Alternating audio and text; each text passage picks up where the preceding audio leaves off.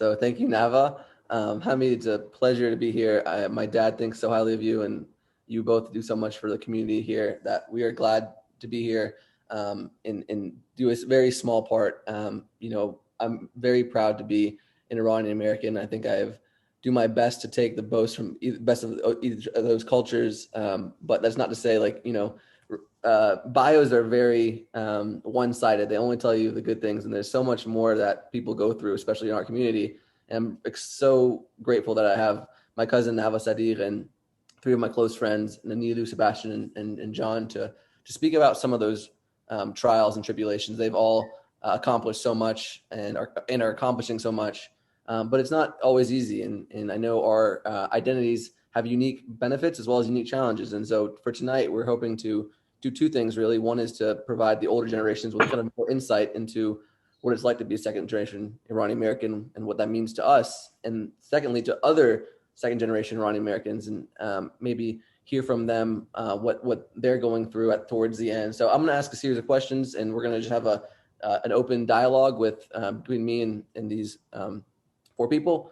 And then at the end, we'll have a Q&A session for everyone else to jump in. We're going to prioritize the younger generation first, if there's anything that they want to share or they want to ask, and then we'll open up the floor to everyone. And if you could keep the questions, concise and brief, it would be amazing. As much as I'd like to hear everyone's bio, I think we don't unfortunately have time for this 1 hour call. So that being said, I'm going to go through each individual person and maybe have them share a little bit about their bio, their background, and then we'll get started with questions. So that being said, Hamid, can you unmute Nava and then Nilu, Sebastian, and John? Thank you. It's all unmuted now. I think they can unmute themselves. Let me say that. You can please unmute yourselves. Nava, go ahead. Yes, hi. It is nice to be with you all virtually. My name is Nava Sadiq. I'm based in Connecticut. I am an undergraduate student at Amherst College in Massachusetts. I am a student athlete there. I play soccer. Or I did before the pandemic cut off my last season. And I am an environmental studies major, so I'm looking to pursue a career in environmental policy in the near future. And yeah, happy to be here and speak with you all. Nilu? Hi, everybody. Salam. My name's Nilu. I'm based in New York. I went to school at USC and studied business and got into the tech space and had a really lucky early career and moved to New York about 2.5 years ago. And most recently, I'm an entrepreneur in residence at a direct-to-consumer food company. I feel grateful to be a part of this panel today and excited to speak with all of you. Thank you, Nilu. Hi, everyone. I'm Sebastian Organian. I'm from Los Angeles. I went to George Washington University in Washington, D.C., where I studied economics and game theory. After college, I started a digital bank with my co-founder, Jonathan Shushani, who's here with us today. And I'm now the CEO and co-founder of our next company called June, and we automate wellness reimbursements for businesses and their employees. John. Hi, everyone. I'm John. Salam. Eid al-Nowruz Mubarak. I'm a very proud Iranian Persian American and feel very grateful that, what Sebastian and I get to do every day for us is really a way to take the best parts of our culture, the love, the care, the support, and to share it with the world, with companies, with their people, because we've been taken care of in so many amazing ways by the generation that came before us. So really we want to spread the love. My background is in health and wellness and technology. And I really got into this space with Sebastian because I struggled with some of my own physical and mental health problems that I over time I felt better, and really want to share the other ways that people can feel better with people that are struggling. Amazing. Thank you all for being here. The first question is just going to open us up, and what does it mean to be a second generation Iranian American to you? I think we all have elements that we're really excited about and maybe some that we are not so excited about. So opening it up, and we'll take it in backwards order this time. Shush, if you mind telling me about, you talked about the things about our culture that makes it special. I've been very excited about your example and the advice you've even given me at times, whether it's diet or meditation or journaling. What are the parts of the culture that, you were most drawn to? And maybe share a couple of times where there's things that created tension in your life and things that you found yourself pushing back against. Yeah, so I think growing up, I was a little bit ashamed of being Iranian. You feel like an outcast maybe. You grow up, your parents are speaking Farsi, maybe you're kind of embarrassed. At least I was.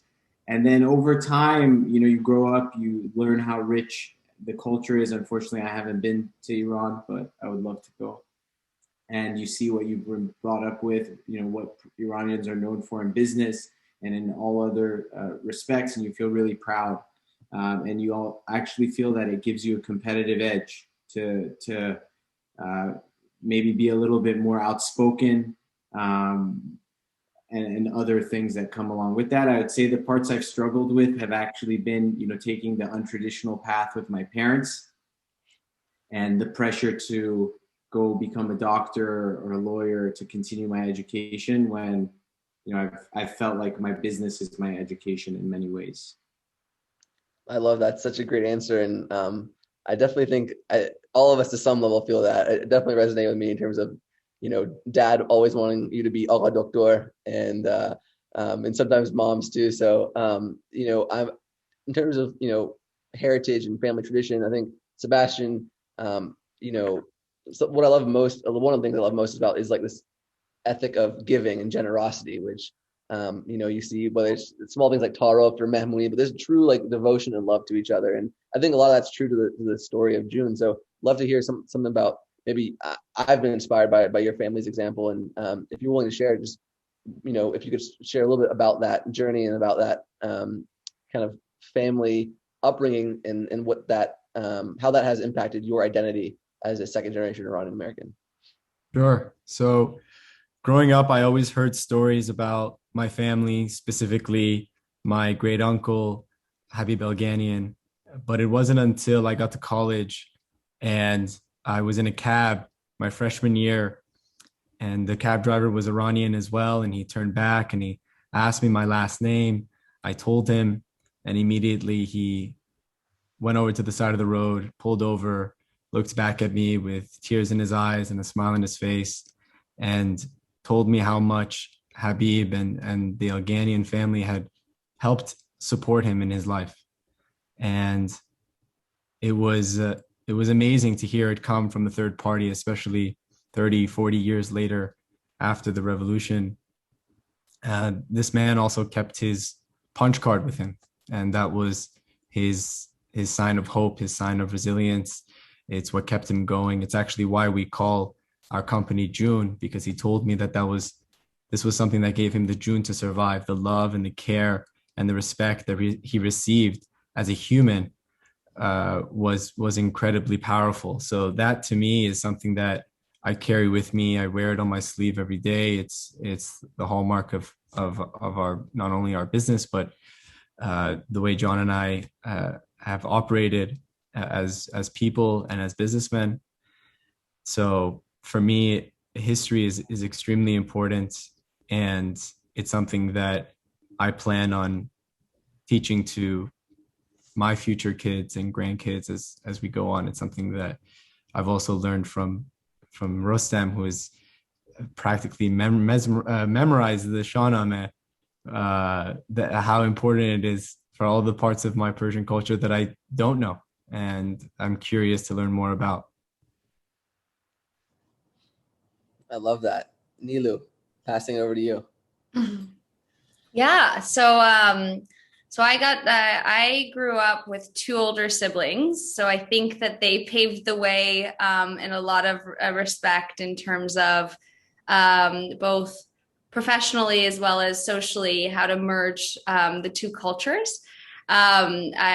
Growing up, I think my mom will remind me all the time when we would have Thanksgiving, I would ask that she wouldn't have any of the adas polo or lubia polo, to just be a normal Thanksgiving. And then now she makes a famous Persian stuffing, and it's everyone's favorite part. And you become more and more appreciative of not only the food, the culture, the people, that at least for me over time, the communities, there's more and more communities in San Francisco that have come together and support one another. And I'm lucky to be able to go to Iran once a year to visit my grandparents, which is, I know that I'm very lucky to be able to do that and visit a different city every time I go. So I've become more and more appreciative and surrounded myself with more Persian friends. And as I've come across Persian Iranian Americans along the way, it bonds us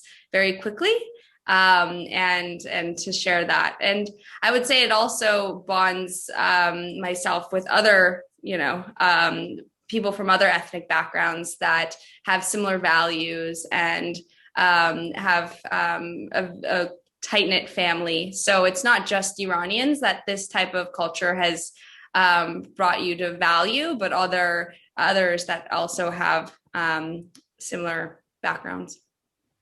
I love that. Thanks for sharing. Nava? Yeah, so I agree with a lot of what was previously said. I think I will piggyback off of what Nilu just mentioned about other cultures. Being a second generation immigrant doesn't necessarily mean that we are confided just to our Iranian American identity. I think I found only in the last few years so many friends who aren't Iranian American but who are bicultural in other ways, and I think that those bonds have been stronger than any of the other bonds I've been able to find, because I have been raised in a primarily white community and primarily white institutions. I don't have a ton of Iranian American friends, and I would love to meet more, but it is definitely tricky. And so that is one thing that I would just like to agree with. And I would say, yeah, there's a lot to be proud of, but it was definitely hard to be, and definitely difficult to reconcile between my Iranian family that is extremely outspoken and loud about their heritage, and incredibly proud, versus, living somewhere where people aren't familiar with a lot of Iranians and they don't know what the culture is about. They don't know what the food is supposed to look like or smell like or taste like. And, where the media is pretty much the primary exposure that they have to the Middle East in general. And so, and I don't have to tell any of you how American media can often portray Iranians and Iranian Americans.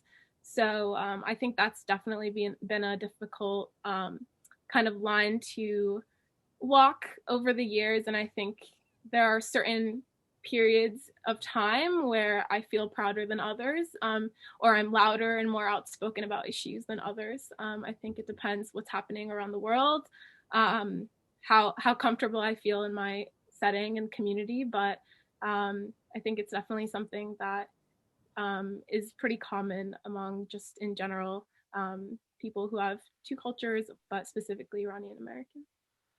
I love that. Nava, for this next question, we're going to go opposite order, go back to you. And it's going to be around what are the kind of the unique challenges that you think are part of growing up as a second generation Iranian American. I mean, my dad, he's much sweeter now to his third son, who is 6 years old, right, than me and my twin brother. And, he had told us, hey, if you, ever get tattoos or you get this, I'm going to disown you. You're not part of this family. And as you can see, I took that advice to heart. But there's these certain pressures, right, to be a certain way. And even right now, I mean, I'm in the middle of running a company and trying to get off the ground. And I'm doing a master's program at nighttime because I was like, hey, my dad won't be proud of me, or my grandpa won't be proud of me unless I'm, advancing education. And it's one of my biggest personal stresses right now is trying to manage 7 classes as well as, do a good job with, for my investors. And so I think that's all comes to the sense of how we value education and kind of what we're pushed to continue being, because if you think about our parents' generation, education was the lifeline, right? They went to a new country and they started all over from scratch. And every time I start feeling stressed, I think about how much my grandfather has suffered, how much my dad has suffered, right? And because you're part of the family. But what they've done, from us to president is a smaller jump than they went. And I'm not going to go into too much details, but after the revolution, my dad started all over, worked at a clay factory at 15, put himself through college, and had to speak German at, as a teenager, and then go to college in that language, and then, do so well that, he was able to get into Yale. And I just can't imagine dealing with those levels of stress and suffering. And the older I get, the more I realize how important it is to be grateful. And that so much of what we do now is scary because it's up to us. We have so much freedom. They had so much constraint. Even now they're taking care of their parents' generation. They're telling us go out and be, change the world. And what does that look like? And so those are things that I keep me up, and almost that like we're building this identity together as our generation, and it literally is up to us to blueprint it. So when you think about being one part of that blueprint, Nava, what is some of the things I think that you've struggled with growing up, and how have you dealt with them? And some of them might be ongoing, but if you could share a little bit of insight into that, and then we'll go to Nilu. Yeah, absolutely. I think you touched on a lot of interesting points there. First and foremost, the idea of, I don't think any second generation Iranian Americans are trying to in any way belittle what our parents have gone through. We know how much of a challenge it was, and how much trauma that still exists. But that's not to say that we don't have our own traumas. And while it's easy for our parents to compare their traumas to our traumas, just to they're trying to just put it in perspective. It's hard not to feel all encapsulated by our own problems. And so I think that's just something to remember when having conversations with your children, or if you're my age, then with your parents. But I think kind of like I was touching on before, I as part of primarily white communities, I felt like I had to represent the Iranian community single-handedly. I felt like everything that I was doing was going to be reflected on my community. And so I felt like I had to be perfect. I couldn't make mistakes. I had to be the nicest person. I had to be the opposite of everything that people were seeing in the news. And I think that can be a lot of pressure on a little kid, and even like now. So I think that's definitely something that I've struggled with, but I've learned that, it's not my fault that I'm the only Iranian that they're exposed to. Like, they can go out and meet people, they can watch videos, they can learn. But I think it is helpful to find a larger community such as this to have those conversations, and then, broaden horizons.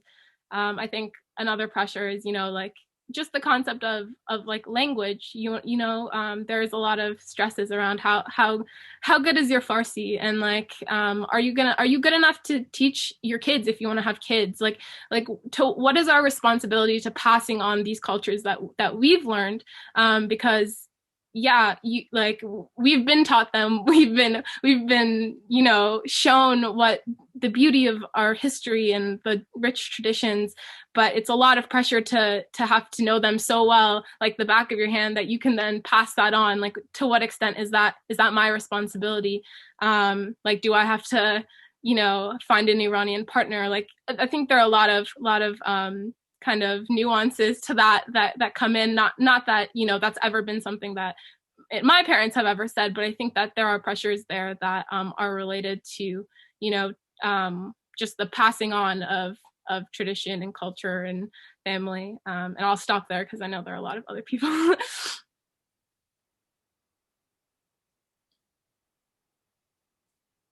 So should I go? So I think, there's to add to that, I find that there has been, there's said pressures and unsaid pressures, right? And pressures that we put upon ourselves because we want to make our family and parents proud. And I think for me, I luckily I have an older sister that became a doctor as a surgeon in LA. So there was at least one in the family that checked that box. So when it was my turn, lawyer was the other option, and we quit very quickly, did a process of elimination, and that wasn't going to be the route. and I have in some ways paved my own way. And with at the beginning, my sister being very more disciplined and very confused about, the route that I was taking. But over time, seeing the opportunities that I got of traveling and working on certain projects and being rewarded and the successes of that, they actually envied me that you were able to find your own way and a new path. And what's fun is now I get to mentor my cousins that are also going through the same path of saying, hey, I actually don't want to be a doctor or a lawyer. What is studying business? What is studying entrepreneurship? How can I navigate this? Whether they want to get into real estate or other professions, that is not the more traditional route that you go to school for forever. So,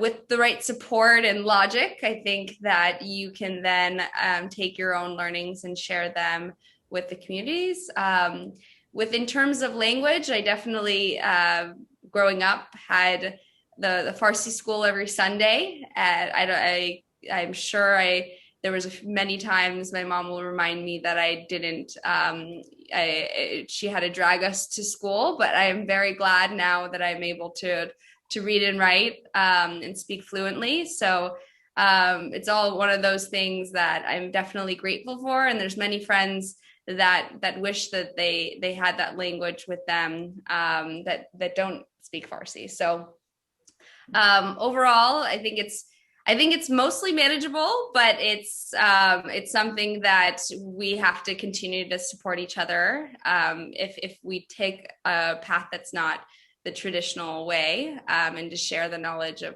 the challenges along the way. I love that, and I'm glad you're here doing that tonight. I see we have, if anyone has a question before the Q&A that I saw someone type in the chat, I'll just weave it into the conversation right now.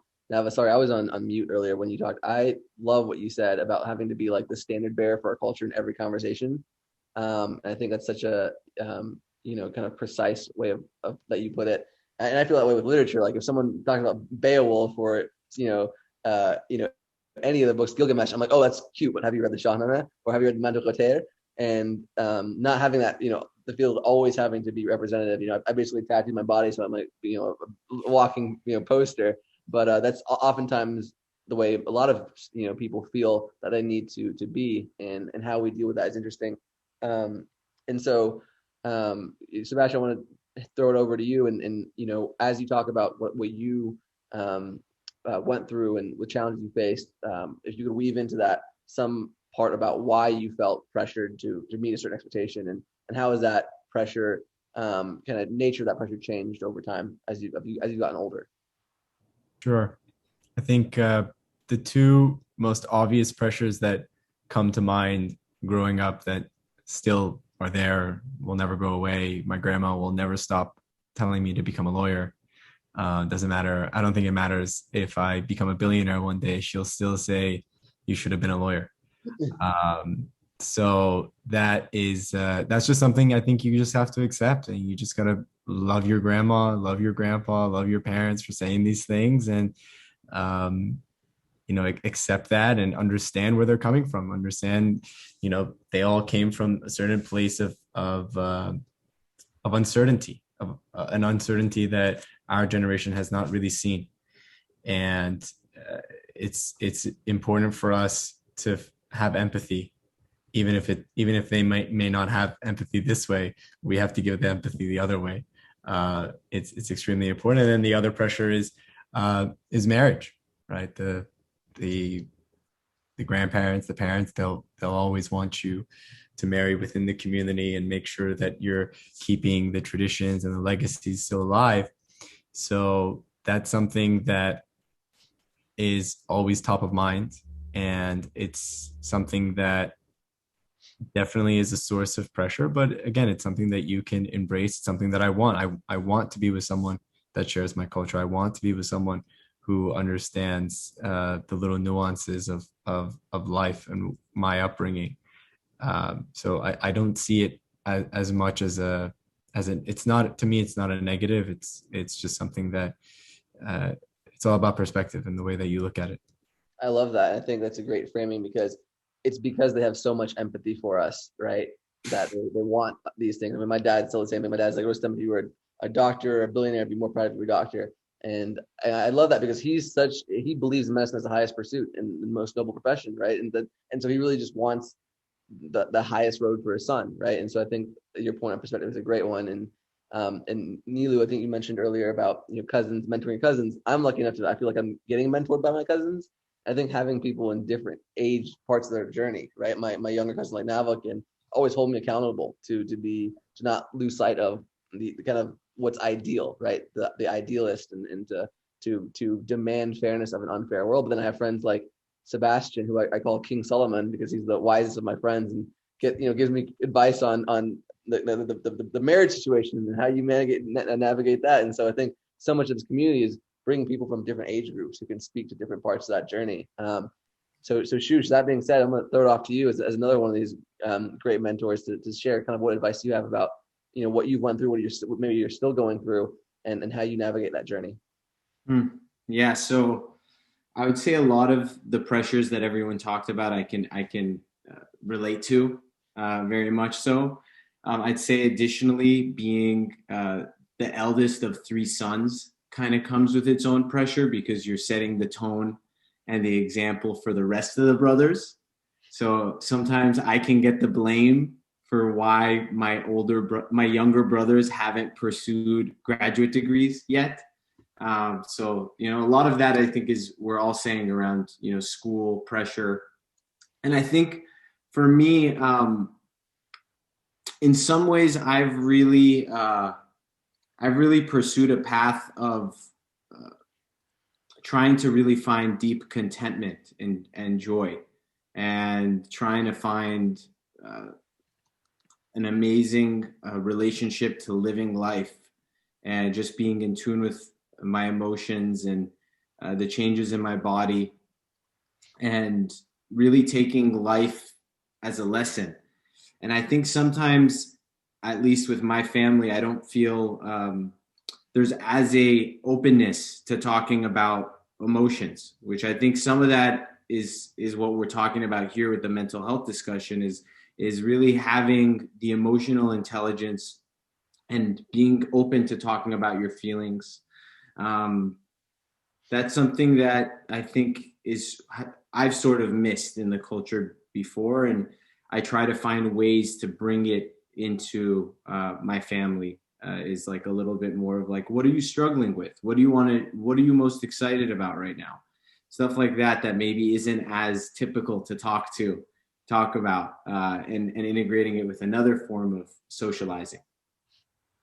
I love that. I think it's a good segue into our next question around, mental health challenges that we've own navigated. I think what you said about kind of your relationship to life is so foundational, but so overlooked. Like no one sits down and say, hey, like this is how you enjoy life, right? And I think in this past year I've had several mental health challenges in the last few years, and I feel very comfortable sharing them because I think it's something part of our community needs. I went to the hospital twice in the last year from anxiety attacks, from just stress reaction, panic, and couldn't breathe. And there's times in my life where I said, hey, I need to see a therapist for a few weeks, and just to get my head on right from a traumatic event, someone, from a car accident, whatever that thing was. And in our community, getting help is a sign of weakness, and I think of my dad, if anything, my dad is a man. Like my dad is a real man. He's like the cowboy John Wayne. I've never seen him cry. I've never seen him ever say, hey, I'm dealing with something hard. Can we talk about it?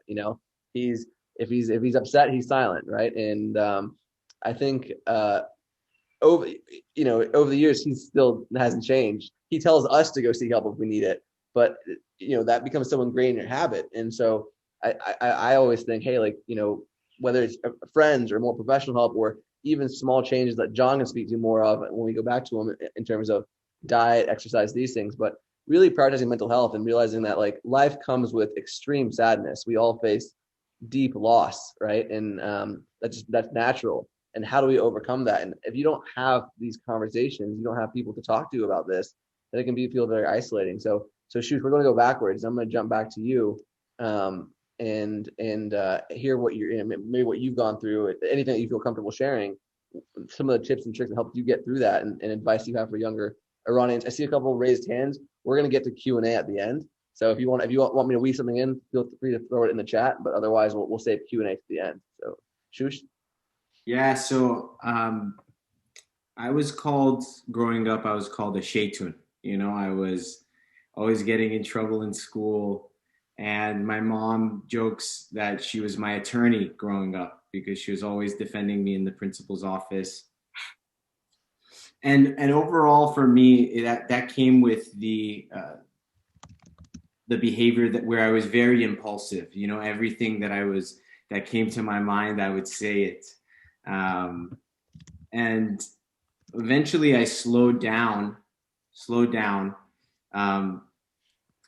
And I slowed down to the point where I started to feel very uncomfortable with myself and felt like I was struggling with forms of depression and anxiety. And one day I just was on the beach with a bunch of my friends watching the sunset. And I was watching this beautiful sunset, and I realized that I didn't feel happy. And it was this turning point for me where I really started to take my health into my own hands. I started to meditate and exercise and eat healthy and really find alignment between what my goals and aspirations were for a healthy, balanced life and my behavior to do that stuff. And for me, that was a real turning point. I think I still have ups and downs like anyone else, but going through that deep inflection point really also put into perspective what I want to do for other people. I love that. And I know you've definitely done that for me, because your tips on diet and nutrition, I didn't realize the impact that they had on happiness. Like just, eating clean. And it's very accessible to, to people to say, hey, like, you know what, I'm in the middle of the day, I want to take 5 minutes and go on a walk outside before my next call.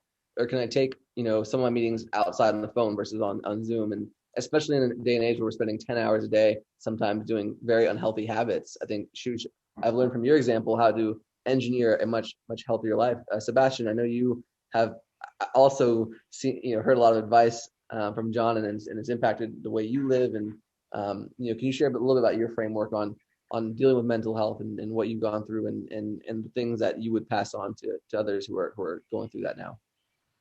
Yeah, I think I'm gonna take a little bit of a different route to answer that question, and it's actually around a book that John had actually recommended that I read, and it's called Nonviolent Communication. And it's the reason why I bring it up is because growing up, I was a hothead. I would get angry really fast if things weren't going my way, or if there was injustice. I was loud, I was rambunctious, and I didn't always get what I wanted or my point across because I realized I wasn't communicating appropriately. And through my journey of reading that book and running through a bunch of those exercises, I actually found it extremely therapeutic, and also it helped me in all my relationships. And that trickled into supporting and helping with my own mental health and taking care of myself, because now I was able to really communicate how I felt. I was able to speak properly and not make other people angry, and in turn make myself angry. And I realized that a lot of my energy and a lot of the anger that I had was much of it was self-inflicted. So instead of trying to change everyone else, what I did is I altered something within myself, and that helped create a greater perspective and relationship between me and the world. I think that's so spot on. I put the link for that book in the chat in case anyone wants to buy it for themselves or a loved one. And anytime you all have recommendations, Nilu, Nava, John, about any particular book that's related, please let me know, and I'm happy to add it in the chat. So I think next we have Nava. Nava, you want to share a little bit about what Sebastian just covered, and how you yourself have navigated mental health challenges? Sure. Yeah. I would say that, yeah, kind of to jump off what's been said, but I think, I mean, it's a cliche, but the first step is always identifying like that you have a problem with, or that there's something that's holding you back from achieving your full happiness or your full potential in whatever sense that, however that means to you. And I think so. I'm a student health educator on campus, so I kind of work with a lot of other students on similar issues related to mental health, but also related to physical health and just perceptions in general. But obviously, I think that, well, the message I would send first for like the parents is, be open to these conversations, destigmatize conversations about mental health, because that can be a very challenging conversation to have with your parents, especially when they might not seem like they're struggling with things, or they're not emoting as one should emote, or feels that one should emote. And then for the people on the other side who are struggling, seek help in whatever form that is, whether it's with your friends, whether it's with your parents, or whether it's getting professional help. Like, that's absolutely necessary, I think, and not something that needs to be taboo and hush hush when you go visit your friend's house, or your parents are meeting up with their Iranian friends. Like, it doesn't need to be something that's frowned upon. And I think that's a really big cultural shift that needs to happen. And then as far as, taking it into your own hands, I really personally like journaling. I write until I have no thoughts left. And then another thought pops in and I write that one down until I can quiet my mind. Exercise, as has been mentioned, but I think those are all really good outlets, and difficult to maintain consistently. But if you can, I think that it really can make a difference. Yeah, and I love that point you made, Nava, on one, breaking taboos and say, hey, if you need help, get help. And I think pairing that with what Sebastian said about, like, he's talking about books to read, and he's very interested in his own development, and he's made me more interested by being his friend about, oh, read Catching Fire, oh, read this, oh, read that. And this doesn't happen. You don't have to invest in yourself only when things are in a crisis, right? And I'm the worst of this. I'm like, okay, if it's not, unless I'm in the hospital, I don't need to worry about meditation or food or whatever. And that's a really unhealthy way to live, because what are you racing towards? It's like the whole point is to be healthy and to enjoy being alive. Like, it's having fun and doing something fulfilling for yourself. And sometimes I think we can obfuscate that and make it more complicated. So Nilu, passing over to you. Yeah, so I think it's kind of dovetails into what Sebastian mentioned of kind of navigating it and looking within. I think something that has helped throughout various times as I'm navigating my own identity, I needed to, I'm very lucky to have very involved parents that are constantly very concerned and then want to solve the problems for me, right? And I think that in some situations, I needed to take a step back to say, what, and remove remove the biases to think through things independently, because I never want to, regret a decision because of X, Y, and Z, or me putting pressures on myself or not thinking through things properly. So sometimes, just in relative to the closeness of an Iranian family and your parents always being concerned about you, I think it does the opposite. It adds more pressure and a little bit more stress, and sometimes you just have to take a step back and kind of navigate it in and of yourself.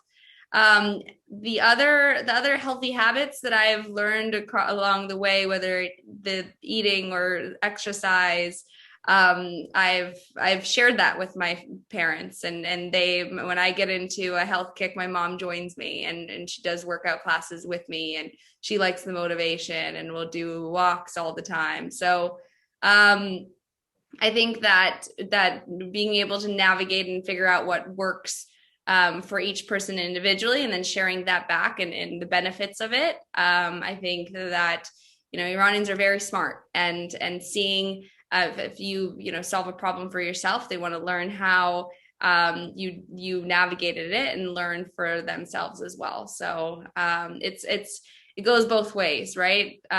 So to share and continuously communicate, but also sometimes you need to communicate less and navigate it on your own. I love that. And, being able to spend that kind of time with your kids or your parents is a great way just to invite them out. I was walking early in the pandemic. I was like, hey, Dad, let's just go for a walk. Very simple acts. And, I walked for like, 15, 20 days. And then I had to leave for a work trip for a few weeks.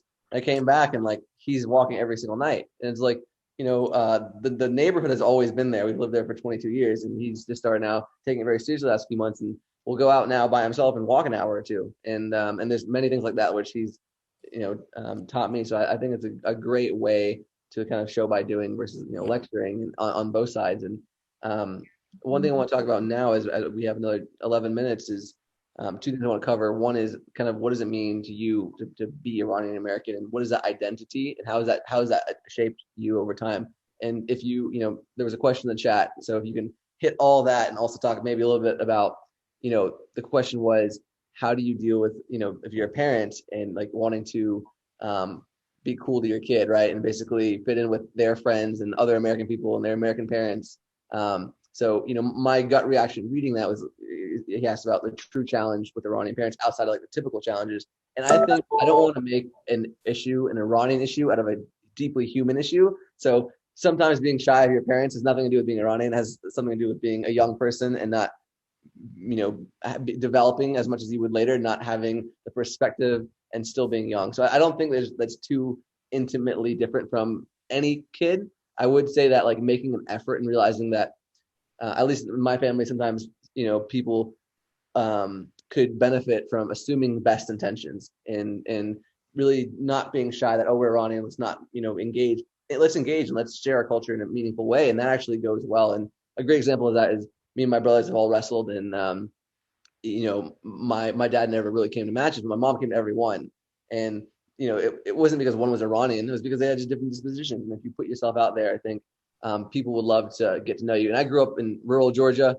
People talk about racism and this in our community. I experienced none of it. I grew up, I'm 24 years old, and people have been nothing but exceedingly kind to me. And that's not everyone's experience, and I can only share mine. But I think if you put yourself out there in an authentic way, then hopefully your kids, your parents, will want to spend time with you. And also, if they don't, a lot of that's just being an angsty teenager, and we have all been there, right? And so don't stretch it, stress it. It too will end. So that's one thing for me. I'm curious. I'm going to go back to you. And the other piece of that is identity. I think for a long time, I live in Georgia, and we have New York here, we have LA, we have Connecticut, and these all have their own unique identities. I'm like, sometimes I walk in and we're having, at a meeting with country fried steak or something, I'm like, wait, what, what's going on here? And for, someone referred to me once as the first Persian redneck they ever met. And, I've embraced it. I'm like, you know what? Like, part of me is half cowboy. I love that idea of the American West freedom. My dad grew up watching cowboy movies and making us watch cowboy movies. And I'm also Persian, and I was influenced deeply by, the thoughts and the philosophy of Christianity, right? Because that sense of love your neighbor and putting other people first and turning their cheek. I'm also deeply influenced by Zoroastrianism of, Roy Rosti, of good words, good deeds. And so I think those two things don't have to be against each other. They can form one cohesive person. And I'm just now in the early stages of learning that. So I have a lot more to do, but that's my take. Nilu, I'd be curious to see how you define being an American and what advice you have for parents who want to, be more involved with their kids' lives without being kind of off-putting or making them feel uncomfortable.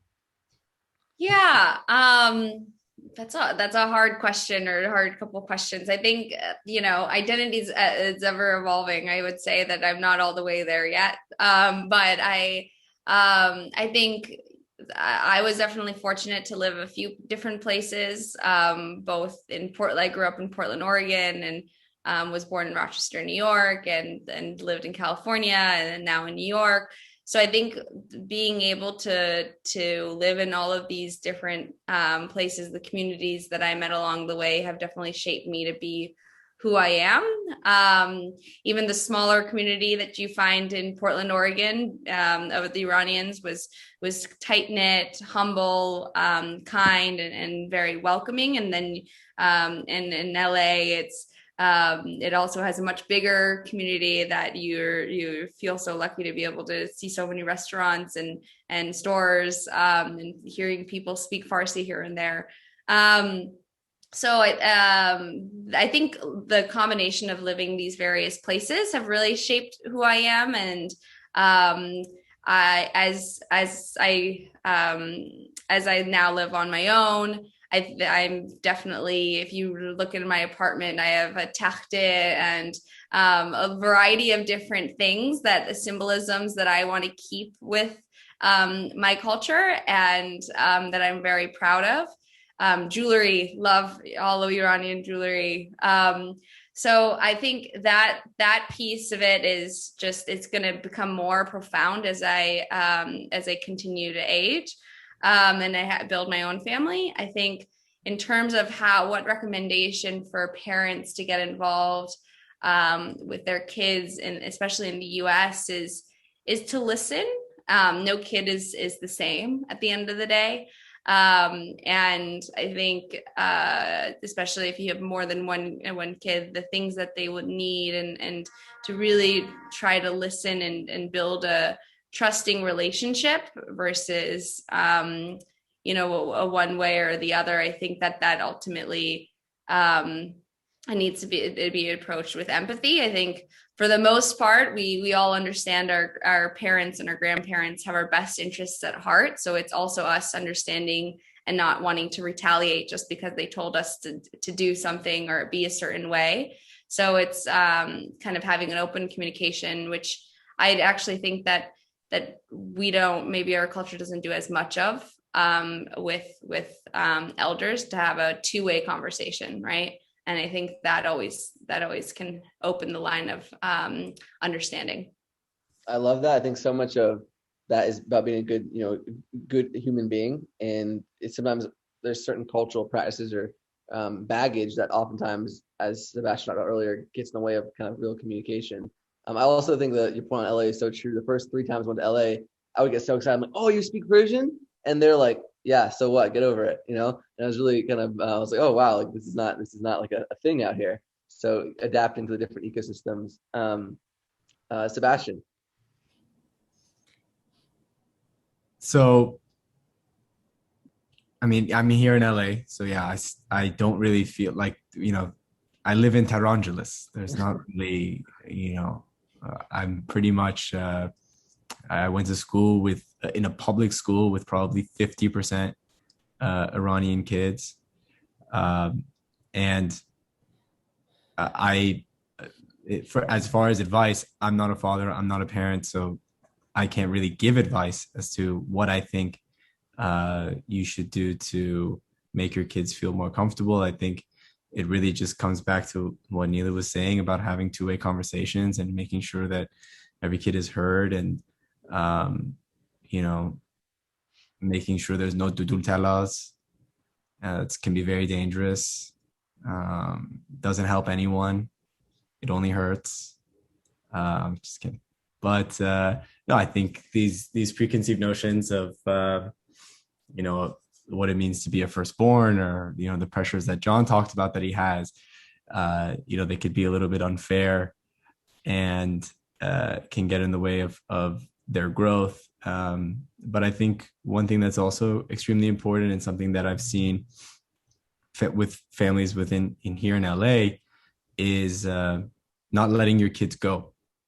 Like some parents I see in our community, they don't let their kids go out and leave the state or the city, for that matter, for college. And I think that's one of the most important things that you can do for your kid, is to let them go.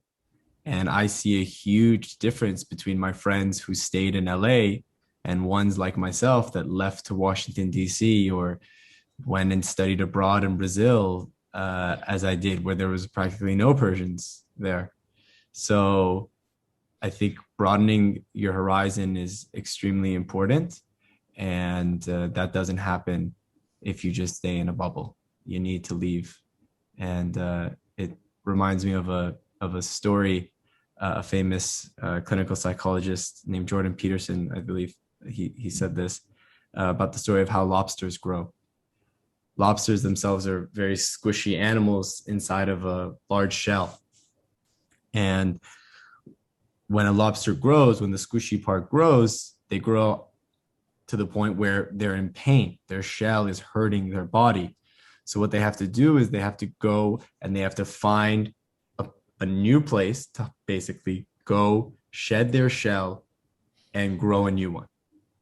And if we don't allow if you don't allow your kids to leave the nest, to go out, shed their shell, grow bigger and grow stronger and put on a new shell, then you're just going to stunt their growth in more ways than one.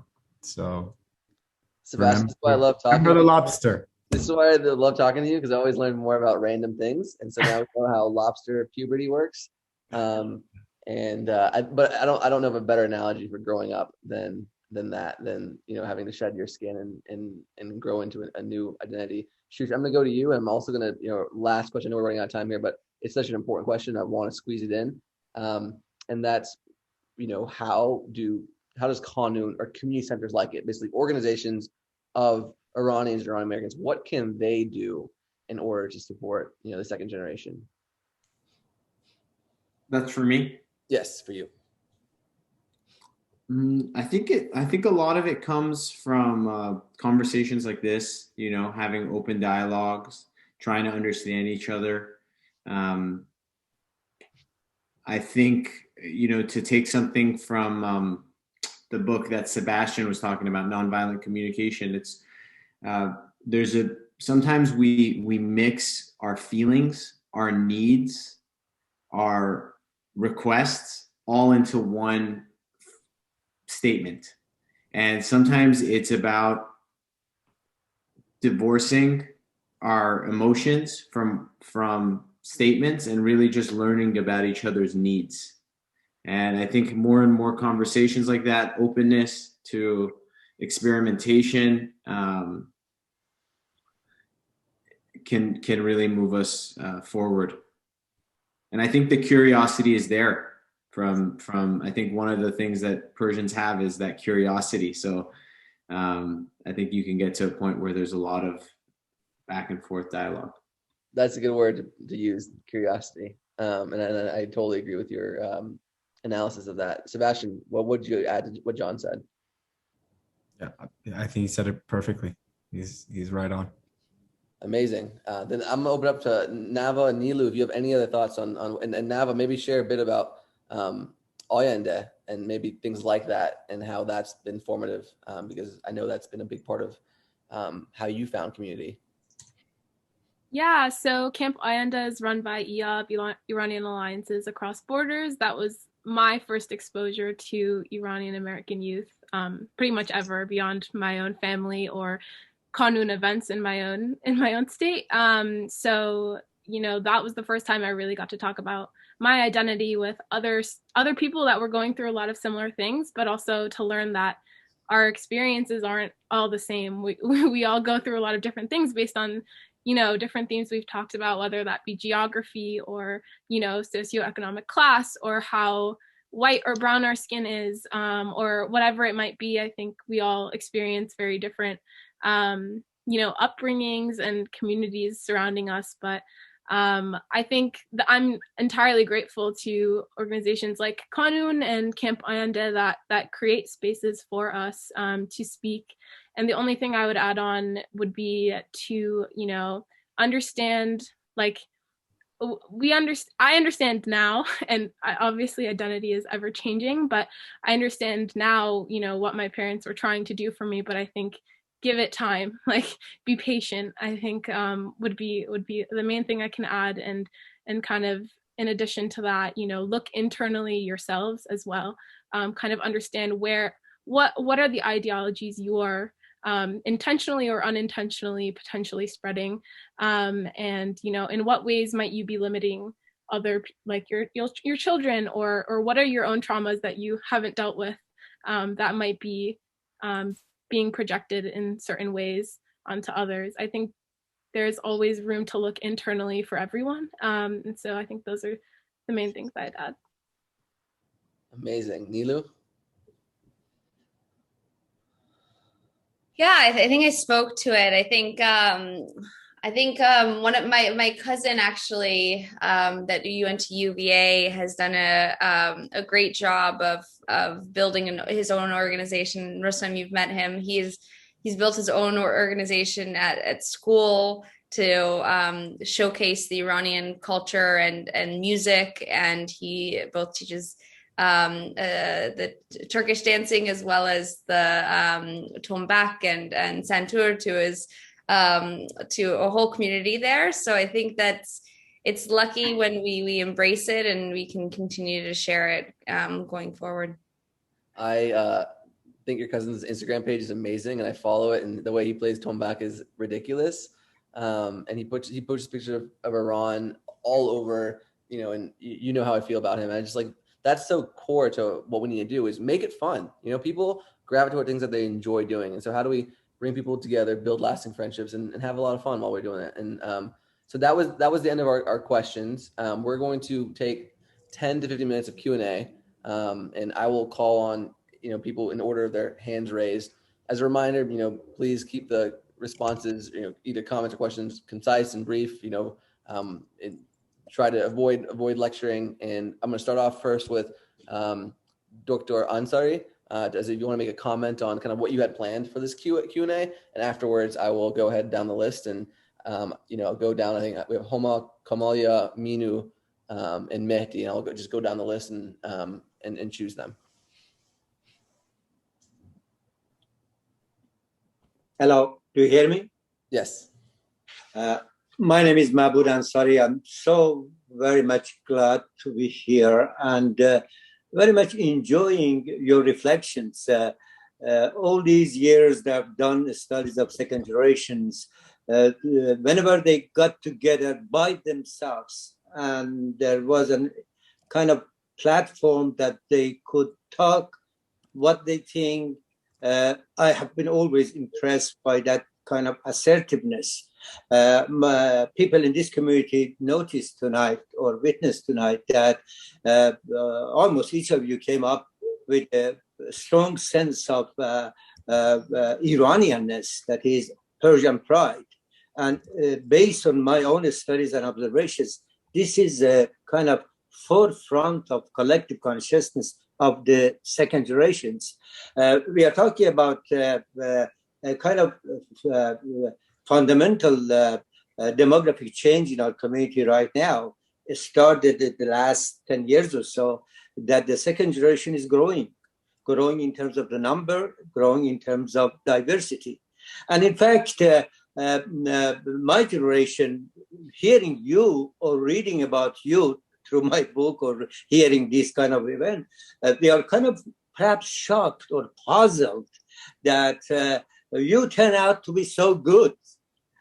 And in a sense, something that in 1970s, when I started my studies, what early 70s actually, and then in 80s, we all were, parents were very much anxious that what is going to happen to my kids, how this Americanization is going to end, and so on. But now they are beginning to say that, in fact, as you were growing, despite of the environment which was anti-Iranian, all kind of wrong images of Iran and so on, you were kind of reflecting in a very positive way. And right now they are able to see that assimilation that is becoming integrated into the larger society has not been a kind of a straight line. While you have maintained your own ethnic identity, but at the same time you're very much, and rightly so, proud of being American, being Iranian American. I think that came up very much clear. Another notion that I like to make a comment is that regarding the identity. Here again, we are talking about feelings Iranian. If you compare two generations, that is the first generation, my generations, and my kids' generation, they are in your age group, we are Iranian, we are being Iranian, but you are feeling Iranian. And at the same time, because of that cultural heritage, you somehow, with a kind of critical perspective, you are choosing aspects of the culture that it is an asset for you. It is a kind of capital for you, social capital. And in that sense, I think, of course, within your community, because of the diversity, because of the fact that you are the second generation, and at the same time, there is 1.5 generations, meaning those who were born and raised in Iran and came during early teens. The language is an issue, and rightly so. A couple of you made the point there that although from my generation perspective, being Iranian means that you are speaking Persian. Proficiency in language is a kind of necessity. But you have been able to redefine that I am Iranian even though I'm not speaking Persian fully. Or I have a sense of proud of my heritage, even though I'm not very good at the language. The secret of this success that my community right now are watching, and you really represent the larger community of second generation that I have come to study, is that during the hostage crisis, we felt a sense of powerless, and you were at your small kid at the school and so on. But obviously, large number of people were damaged because of that strain, because of that pressure and so on.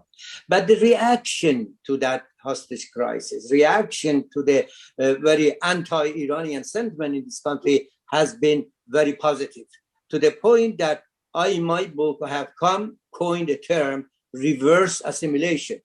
You became very much American because you were growing up American. You did go to public school, private school, and became American just like any other American. But at the same time, we happen to see a reverse assimilation, meaning you're going back again to the roots, to the past, and so on. And that is a very important characteristics of our community. In fact, it is right now in textbooks that the second generation Iranian are doing something that the third generation immigrants did. That is, if you go to the early history of immigrant, it was only in the third generation that the language and culture and values of the community became important. Now, within the second generation, you are doing that. And I think that is very crucial in the sense that we are witnessing a very strong community. I think it was Navo who talked about the Ayande. I have lectured for Ayande camp so many times. I was very much involved at the very first stage that the Ayande camp was going to be established through a lecture in Boston. And so many of you have gone through that camp and began to sense a sense of solidarity, a sense of belonging. But again, people should not confuse this.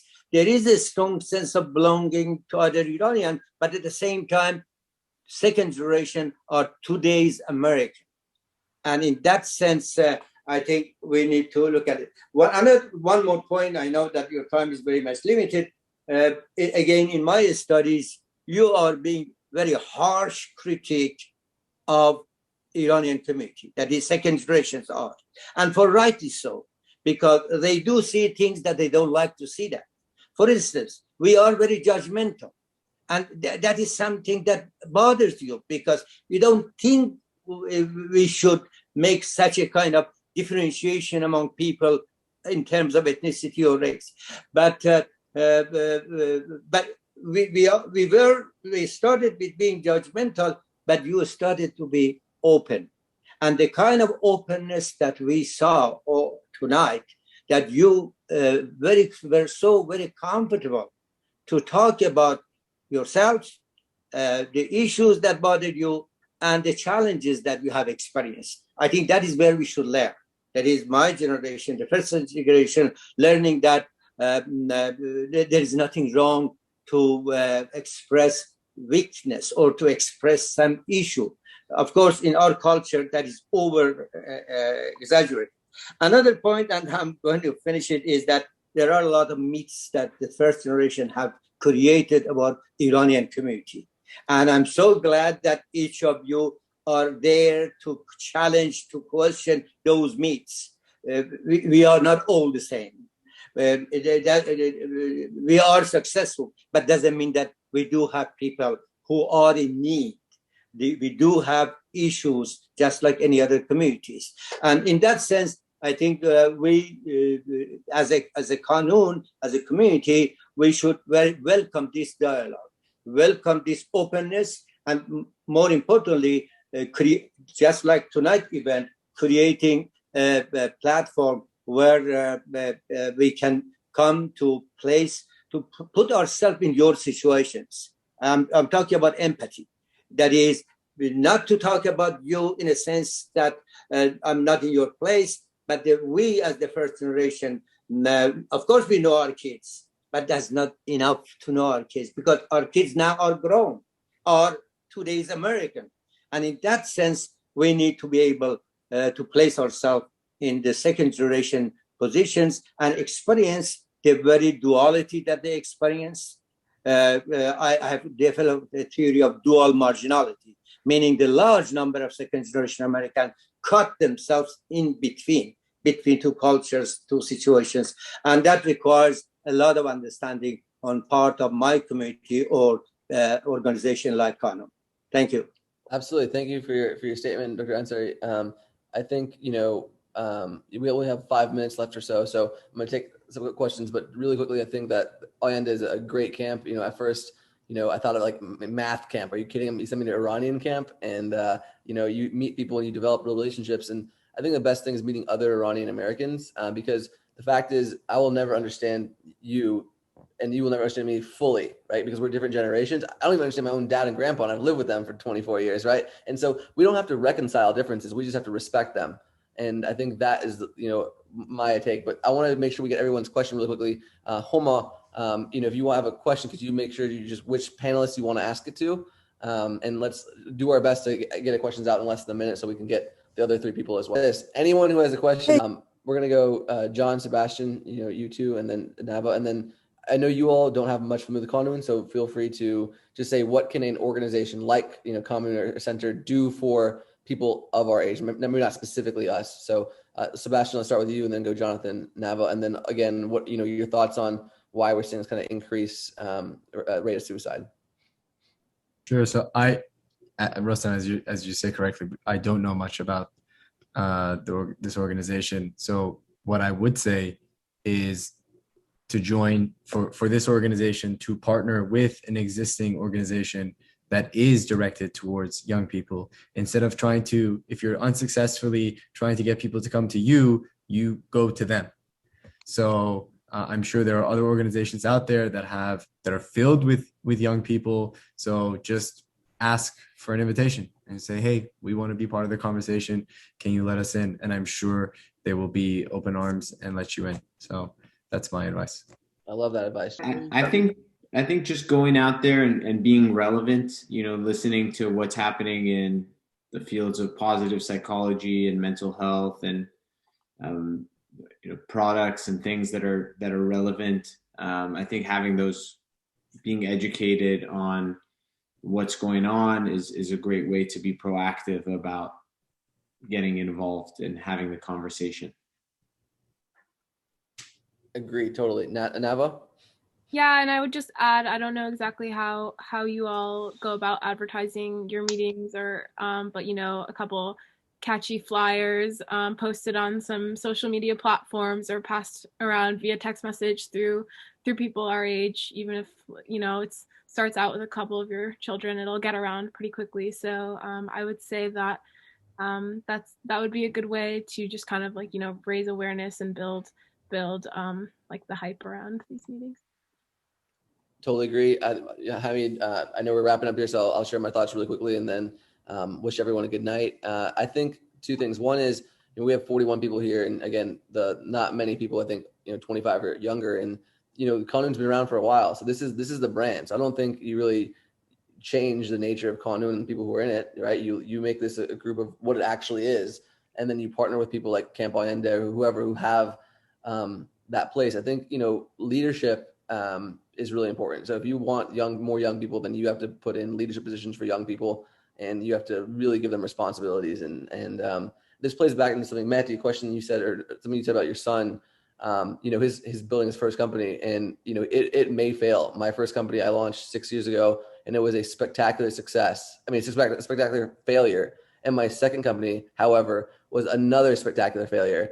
And 6 years in, I finally had my first success this year. And so it's more about them, being comfortable themselves and being courageous, because, at this point in my life, and I think all my friends here know who they are, and are comfortable in their skin. And that's because they had the permission to go out and do things and to dare greatly and to have that freedom to explore and really be sure. So I think that is really important. And I think your point on suicide, I mean, this is the ultimate sign of suffering, right? And unfortunately, I think for the age bracket of 19 to 25, I think it's in the top 3, if it might be the number 2 cause of death is suicide, right? And so we have a mental health crisis in the entire country.